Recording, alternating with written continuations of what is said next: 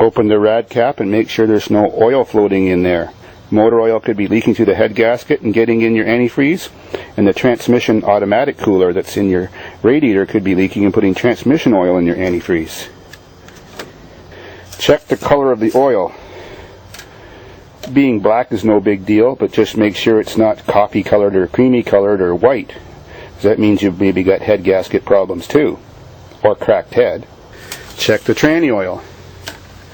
Well, if it's bright red and nice and clear and doesn't have like a burnt smell to it, that's good news.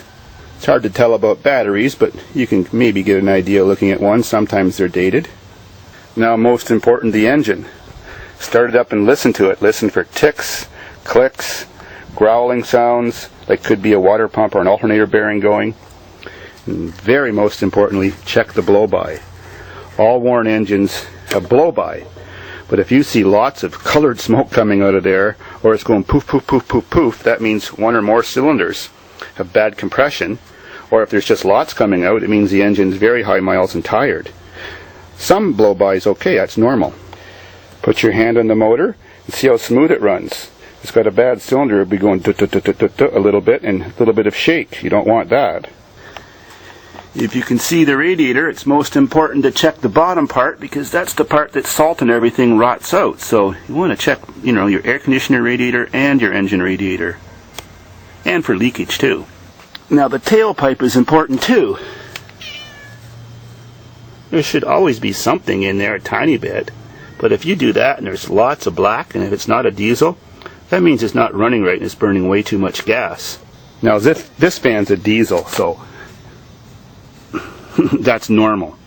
Next, start it up and turn the wheels all the way one direction. Take a peek underneath, turn the wheels all the way the other direction, take a peek underneath. So if it's front wheel drive, what you're looking for is the condition of the CV boots, or constant velocity boots, for cracks and grease coming out, because that's an extra expense. Check your struts or shocks for oily condition. That means leakage. That's bad, got to get them changed soon. Check your transmission from the side view and underneath to see if it's leaking. Check brake flex hoses for cracks in them.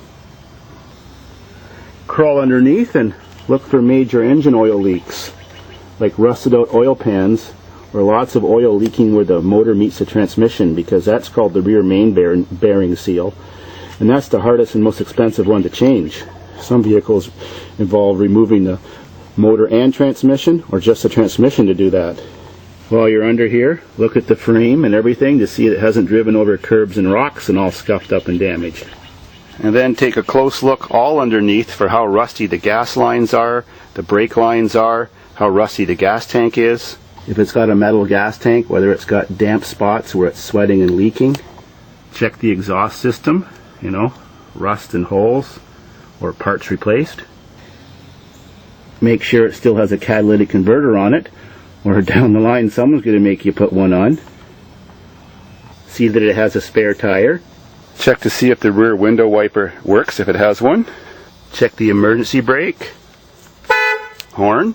Also check to see how the tunage plays. Sweet. If it's got air conditioning, check that too.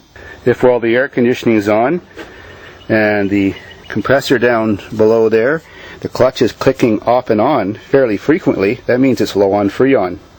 If it doesn't turn on at all, it means it's probably got no Freon, because there's a switch that doesn't allow it to turn on when there's no Freon. Of course, look for leaks on the engine. Could be bad gaskets or seals. Ask when the timing belt's been changed, if that's appropriate, or that engine has one. Check to see that the driver's seat slides back and forth. If it's jammed, that often happens because the car was in an accident and the mechanism is broken. See that there's no damage around the keyhole or outside door locks, meaning the vehicle could have been stolen and recovered. Now check the paperwork, like the ownership or title. You want to be sure it wasn't a crash, recovered, and repaired vehicle, one that was bought from an auto records or from an insurance company and fixed up. That's called a branded vehicle, and it should be mentioned that it's branded, which means it has a lower value because the vehicle was a total write-off.